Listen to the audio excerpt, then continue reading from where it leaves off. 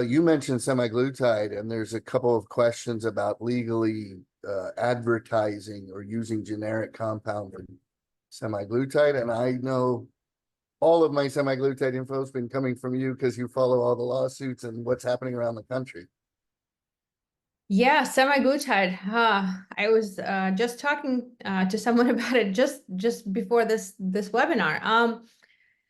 Yes, you cannot, for any drug or anything, actually advertise one thing and sell a different thing. That's false advertising. That's usually trademark infringement. So there are a lot of possible claims that the manufacturers could have against you.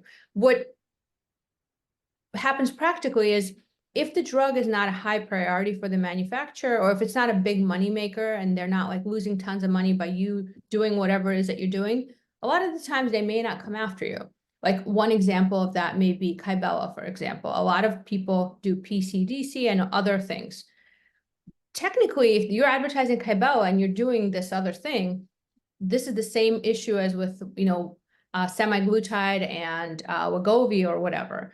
But Allergan is not really coming after people because that's not their blockbuster drug, right? But here what's happening is the pharmaceutical companies are losing a lot of money because people are doing generic stuff. So they're trying to find any kind of hook for people advertising. So just make sure to get your advertising reviewed by a lawyer or someone who really knows this area really well, and make sure that you're not advertising anything generic as the brand name, or even saying something like, well, works as well as Manjaro, But I mean, Ozempic. can you say semaglutide? Yes, you can say semaglutide. And you should probably say somewhere that you're using the compounded version of semaglutide. But I think you can say semaglutide because semaglutide is not the trademark term. You're not saying something else.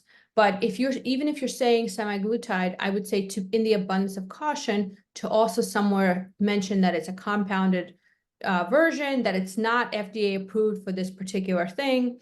But I think as the market shifts and as more people are entering this space in terms of selling semaglutide, the prices of it have come down in terms of the margins that people are charging, because there's always some new person that's doing it for $300 a month or $200 a month or whatever that people are doing now. So I think as the profitability of semaglutide is going down, people are being less, I would say, less aggressive and spending less money on the marketing, because they're realizing, okay, like maybe this is more of a short-term thing versus a long-term thing.